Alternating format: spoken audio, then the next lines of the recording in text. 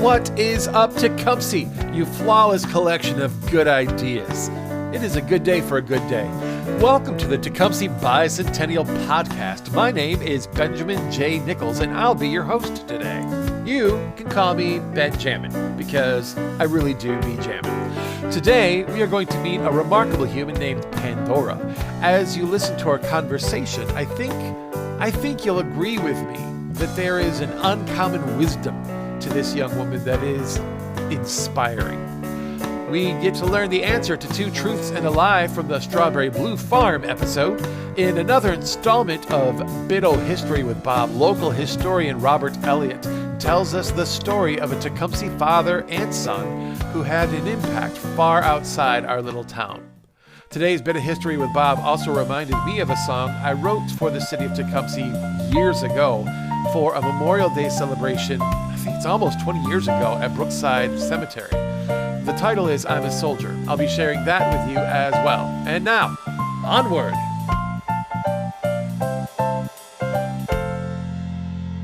Hello, my name is Pandora Solaris, or Pandora Michael, depending on my mood, I guess. It's either my mom's or my dad's last name. You probably know me as the rainbow hair barista at Starbucks, but hopefully not for long, because I'll be graduating school soon and doing hair instead. Growing up, I always did my own hair, and I would do my mom's and my sister's. I have 3 sisters, so there was always hair to do. And I actually wanted to be a teacher at first. I wanted to be a choir teacher. That was my dream. And then after COVID hit and I saw kind of the change with society and the schools, I was like, I'm not sure if I want to do college and be a teacher, because they're not treated that well. They should be treated better. They should be paid better. But I just kind of started feeling like after COVID, it wasn't for me. And then I was doing my mom's hair one day, and she was like, have you ever thought about hair school? And I was like, no. And I booked a tour that day at 3 schools and went to all 3 of them and decided that's what I want to do. So it just kind of happened, but also it's like I've been doing it for a long time, so it was like a slow build-up as well. Are you going to do hair around here, or are you going to go somewhere else? I'm not sure yet. I have 3 offers right now, 2 in Toledo, 1 out here. So it just kind of depends on where I want to end up. I'm not quite sure yet. It's one of those, I'll just figure it out as I go, you know? So you already have offers. You're not even out of school yet, and you have offers. Yes. Oh, yes. Because people walking around with their hair done, that's my billboard. And actually, Jack was the person that I did her hair, and the owner of Galaxy, which is downtown Tecumseh, noticed it and gave me an offer because of it, because she was really impressed with it. And I've met a couple people in Toledo. They kind of come and go through the school. So my school holds a career fair every now and then where they have different salons and salon owners come in and just kind of showcase their salon and talk about it. And I really get to know the owner as I talk to them about like what I want to see. And, you know, they sell their salon. So I have 2 out there, but I'm not sure if I want to live in Toledo. Sure. That's the hard part. So it's either commute to work or live out there. So I'm not quite sure. Yeah, and Toledo doesn't have the small town charm. No, for sure not. No. People need to come and visit you at Starbucks because yes. hopefully I keep my business cards back there, so I will hand you one if you come and ask about it. There you go. Visit Pandora at Starbucks, get yourself a business card, and get your hair done. Yep, I work in the mornings. Pandora, Solaris, or Michael? Either one. Either one. What is something about you that is not a secret, but most people might not know? So I wrote down in my notes Olivia Rodrigo, because I actually went to elementary school with her. We weren't friends or anything, but it was just like when she won her first Grammy, I was like, wait, I think I know her. So that's what I wrote down. It's not a secret, but I think it's pretty cool. People always, cool. Yeah, she's like a big thing now. She probably doesn't even remember me, but it's all right. I love that. All right, what hobbies do you have? Oh, goodness. I have a lot of hobbies. I like to keep myself busy. My most recent one is I've been bedazzling everything. I just put rhinestones on absolutely anything I own. I crochet a lot. I used to paint. I kind of packed away all the painting stuff because it takes a lot of room and it's a mess. So I put it all away, but I've mostly been hair focused, so I haven't been touching a lot of my hobbies recently. So, also walks. I take my dog to the trails often, both Heritage Park and the one in Tecumseh. I think it's Indian Trails. Mm-hmm. Yeah, I guess that's a hobby, walking the trails. What's your dog's name? Vandal. Little Vandal, and then my mom's dogs, who is his brother, he's Riot. So it's like a theme we've got going on. We also have Molly, which is short for Molotov. She's my mom's cat. So we've got some naming schemes. I dig it. Molotov. That's Yep, that's Molotov a good name cocktail. That's a good name for a cat. But it's just Molly. Just Molly. I love that. Yep. If you could have any superpower, what would it be? I would say speed, like super speed, because I never feel like I have enough time to do anything. Like I'm always trying to be faster, so I think super speed would be pretty cool. What superpower did you get stuck with? I wrote down, because this happens a lot, I wrote down memorizing song lyrics. Because, like, I don't even realize I do it, and I'll just be singing along to a song. I'm like, how did I learn that? I don't know. I feel like 50% of my brain is just random song lyrics. That's amazing. Yeah. I wish I had that superpower, because I really don't. Really? Yeah, I don't. I'll sing along, and I'll just make stuff up. Oh, absolutely. My boyfriend does that. I can't tell you how often, I mean, one of the kids like, that's not what those words are. I love that. Today.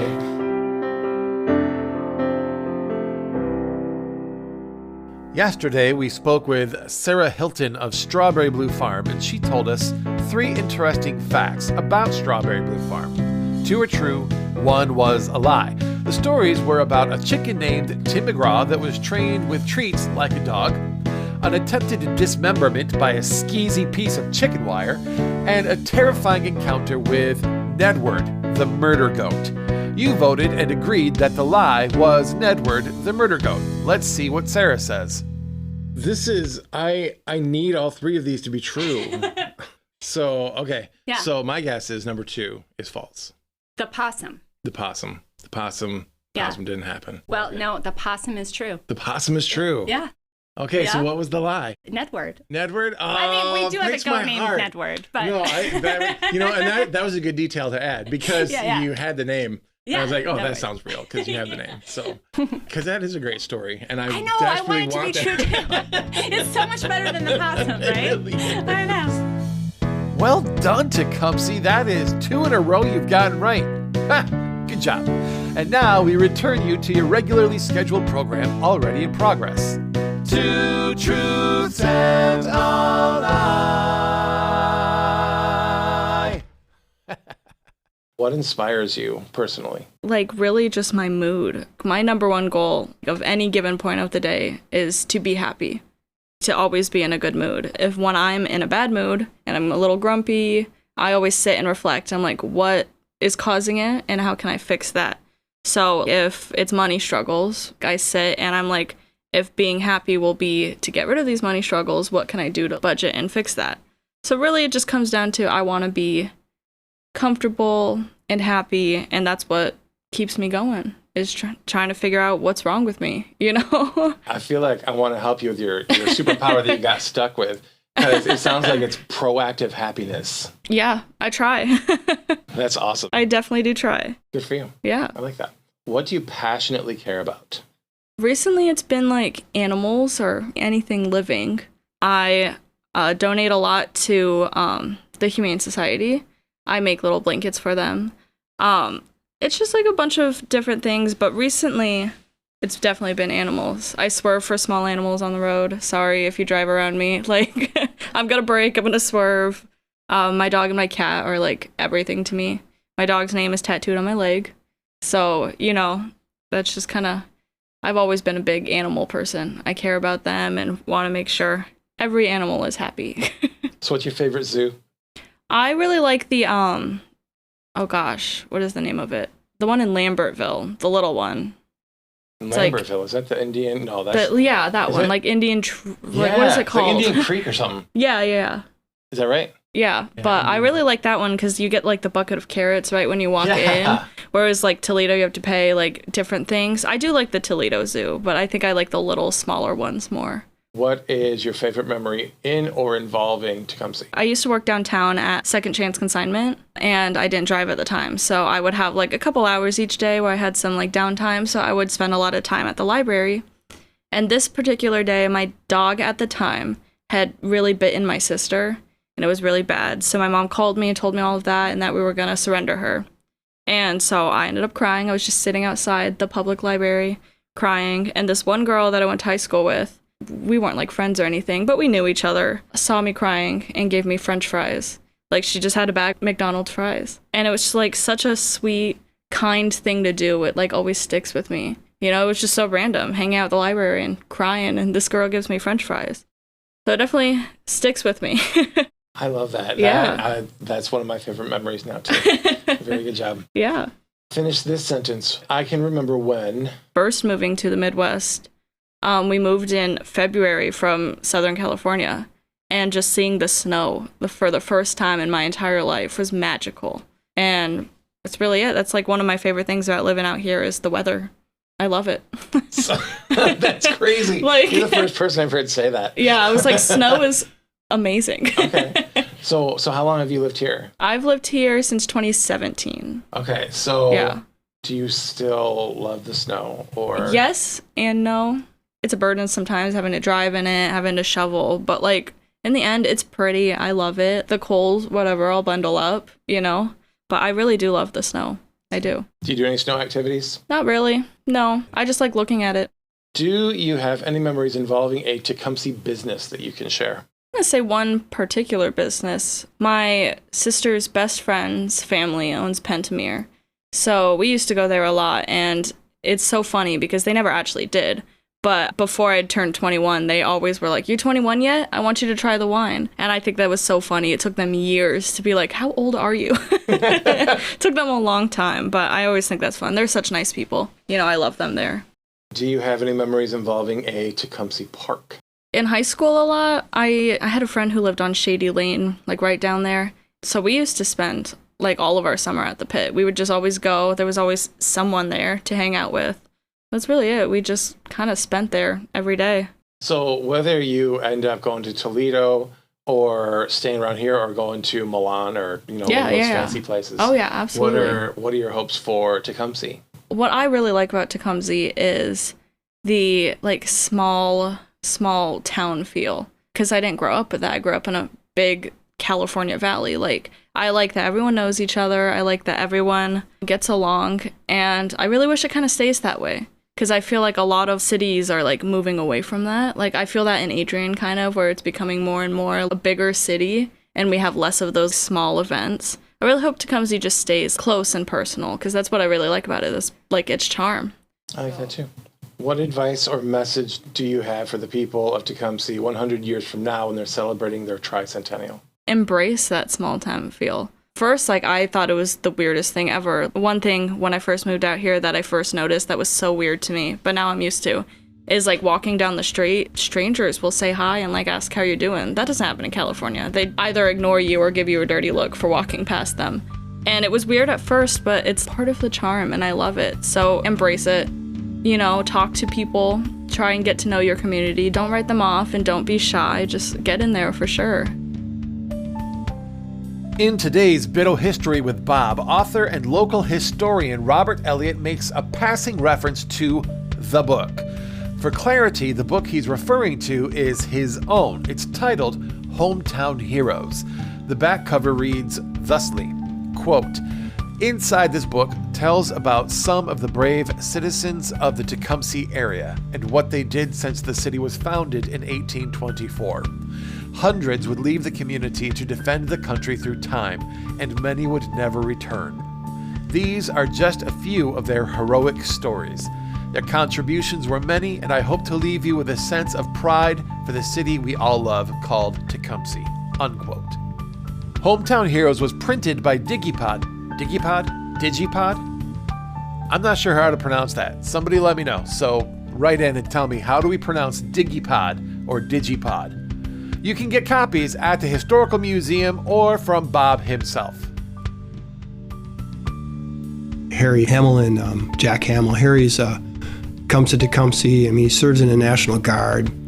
He goes to the University of Michigan and becomes this great doctor. And he's our first guy over there in the First World War, the Great War. And some of his early letters talking about over here with the British Army, you know, trying to help and save people. And I didn't find out till a couple years ago from family members he actually took a shrapnel wound and went back after the war to visit where he fought and served, and incredible stuff, you know. I mean, he just lives an incredible life. When he comes back to Tecumseh after the end of the war, they're forming the new formed American Legion, named after two local guys that were killed in the First World War that are in the book, or in Underwood. They're handing out cigars, and he comes into the meeting, and they elect him the first commander of the American Legion here in Tecumseh. And he's like, I was just a doctor. I didn't do any fighting. And they're like, yeah, you were just a doctor, So he becomes the Legion's first president for a short time and starts his medical practice here. Raises his 2 sons here in Tecumseh, and just unbelievable physician. A lot of people in town, you talk to elderly people, that he's one that, brought me into this world, But when the Second World War starts, his son Jack is class president, class of 1939, Tecumseh. Just great basketball. Everybody you hear about Jack Hamill was quite the hero before he even left for the war. But he goes to West Point and graduates in 2 years.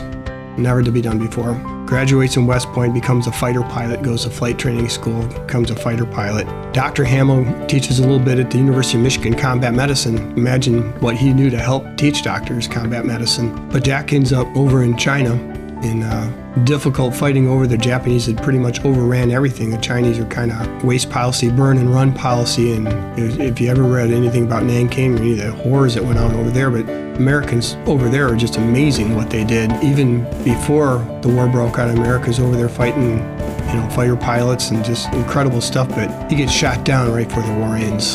So I visited his gravestone in the Punch Bowl in Hawaii, in Oahu. I'm a stranger, I'm a man, I'm a woman, I'm a friend. I'm the boy who bagged your groceries at the store. I'm a moment, I'm a spark, I'm a girl playing in the park. I'm the one you rarely think of anymore. I'm a soldier.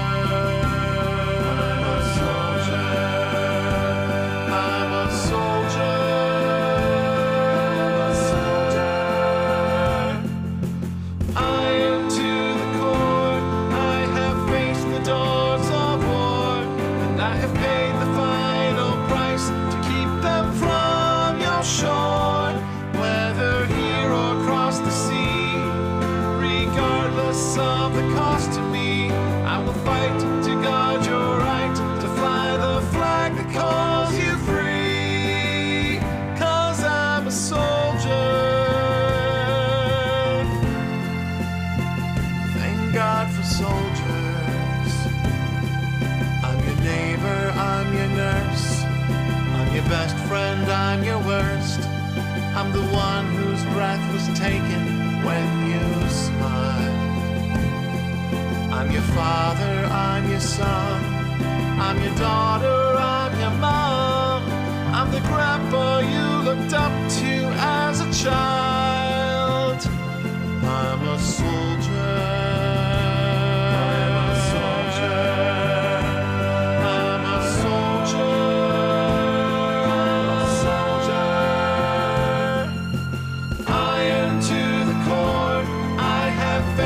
Dogs of war, and I have paid the final price to keep them from your shore.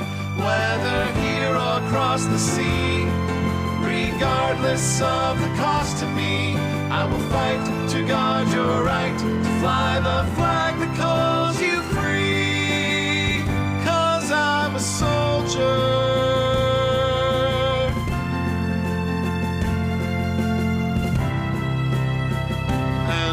My last full measure of devotion lies across a wild ocean.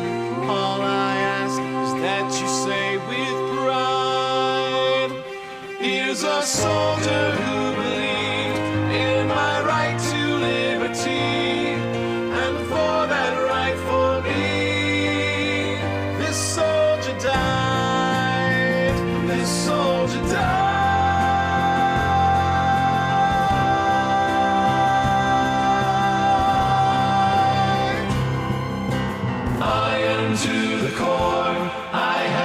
The dogs of war, and I pay the final price to keep them from your shore. Whether here or across the sea, regardless of the cost to me, I will fight to guard your right to fly the flag that calls you free. 'Cause I'm a soldier.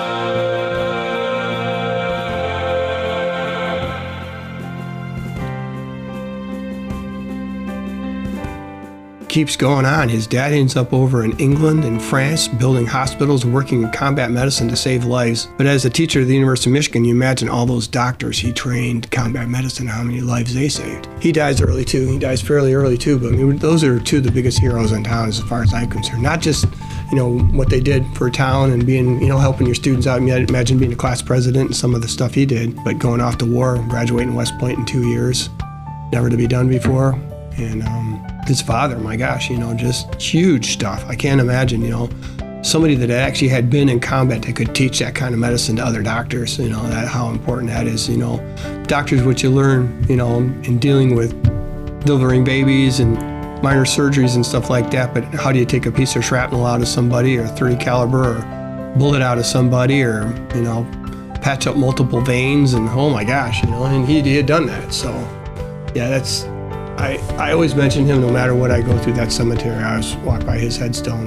His son's not there. His other son ended up in the U.S. Navy during World War II, so that family since moved on to Chicago. But I've corresponded with them through the years. They're actually kind of off the Chinese government, basically through Taiwan, Formosa.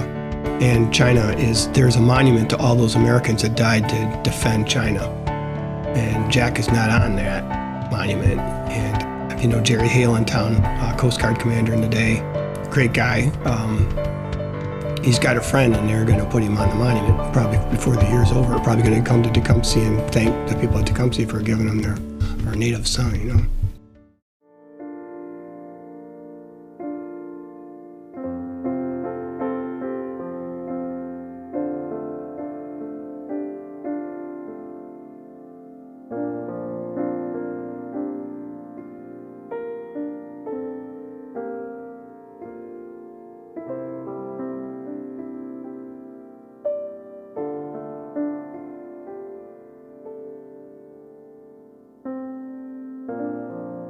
Well, Tecumseh, rain and thunder as accompaniment is not the worst way to spend a day.